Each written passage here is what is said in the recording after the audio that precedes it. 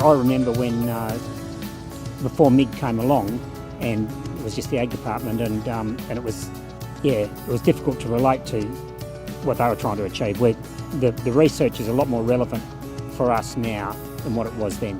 But the younger generation probably don't realise that because they've grown up with MIG. Yeah.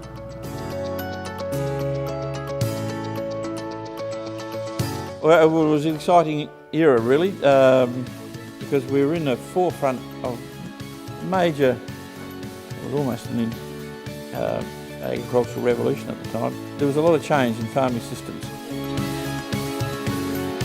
I think the biggest catalyst for MIG was we were involved in land care, and people were trying to get land care onto their farms and have a land care approach to their farming. But all the time the question was asked, what's it doing for my production? Well, it was outside here in the back at our table, and there were quite a few characters there, weren't there? Very, very character, all individual. And of course, I think that is probably the most important is actually they all were willing to give more than take. It was all about sharing as much as they could.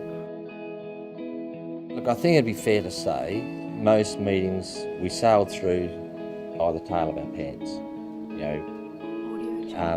Our governance wasn't very good, but we didn't even know how to spell the bloody word. So the development of MIG was just one of those things that we thought, well, we'll go with this. This is exciting. This is really good. This is where we need to go. So that's why we both became involved in it. So there was 3 arms. One arm was the original LCDC environmental arm. One was business and commercial, and the third was research and development. Not that you'd call us greenies, but in a sort of a way we are, in the back of our mind. So we wanted a strong environmental section, and then we wanted the development, but we wanted the two to run in parallel. Within 2 years, Mingenew Own Group was the buzzword, and very quickly we had other groups come along, such as Levy. We had a great relationship with the Birchip Group in Victoria, but yeah, that would be the thing that just amazed us at the start. They were just coming in droves.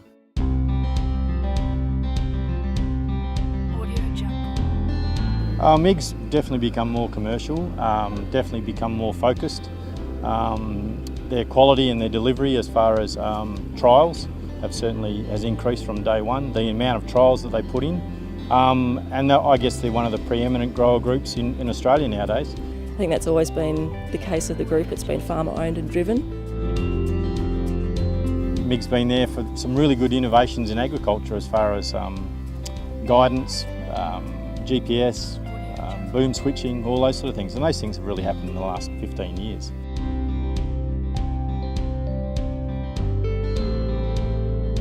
Basically, the sharing of information is the biggest thing that MIG has done for the community, I think.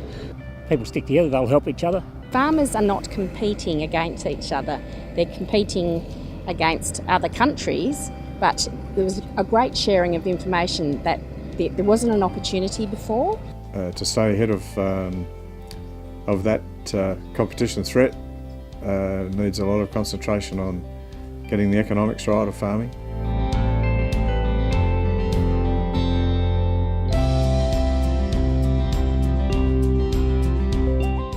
People shared the mistakes, and sharing the mistakes is sometimes just as important as getting a pat on the back for something you've done that worked.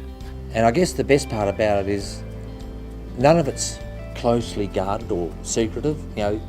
We tell everybody about our successes, and just as demonstrably and loud, we tell them about our stuff-ups. And I guess that's the beauty, because we're learning all the time, and just because what we're doing over the barbed wire fence, hopefully it'll help our neighbour. Our main things that we did at the time and still do is the cropping research, and with those research programs there came the events that we did, so the MIG Spring Field Day, which is probably our major event of the year.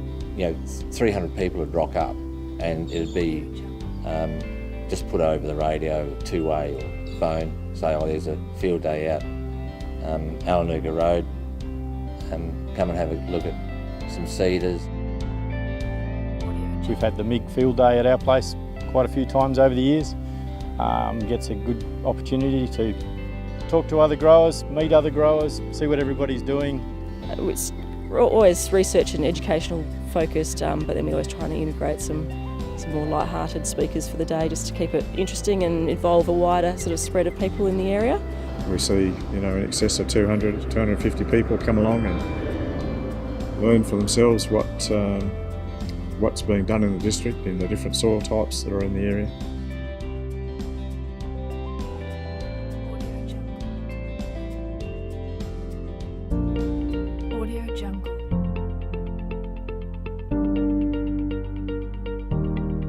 One of the main things that came out from an MLA SGS program years ago was, healthy soils breed healthy people, and healthy people breed healthy communities. And that's why we don't want to see MIG go backwards, is because we think we've got a pretty healthy community here, so we've got to maintain that and keep it going, because our legacy is if our grandkids are still doing this. I remember when we lived on the station, you drive down through here and down the main street, you think, why would you live here? But it has a terrific school, has terrific sporting facilities. Obviously, winter sports are a big thing, football, hockey, netball. It's a very, very focused and vibrant community, and it's all to do with the quality of the people in it. Just being involved in this little community, it's really strong and involving, and it's a really important part of my life. It's just one of those places that just is very welcoming, because they're all started out in the same boat. So, and even now, like our son is on the farm now, living here all the time, and there's a lovely group of young people there that just want to do everything and involve themselves in the community. And it's just thriving at the moment. There's kids everywhere, which is wonderful. We've got a cohort of young farmers, majority of them are tertiary qualified, and this is their group, and we, the older members, I guess, mentor how to run an organisation like this. I think, MIG's just been a wonderful thing for the whole community, really. I think it's the best place in the world, but yeah, I suppose everyone thinks that. Audio Jungle.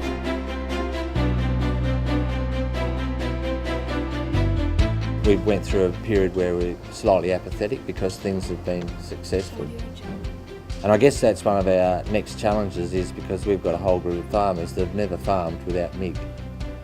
So that'll be the challenge for the future, to maintain their interest and their enthusiasm and energy. If you believe the scientists, it's going to get more challenging, so therefore more research, more effort required. So that whole process, we certainly, old types, and I think you have to speak to the young people, but as far as I'm concerned, I'd love to see MIG play a role for the next whatever. Audio Jungle.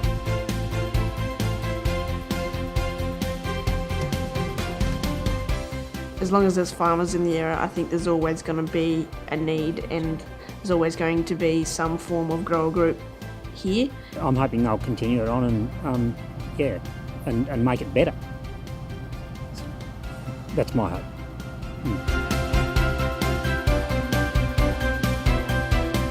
Mingenew Group, happy birthday for your 20th birthday, and let's hope there'll be a 40th.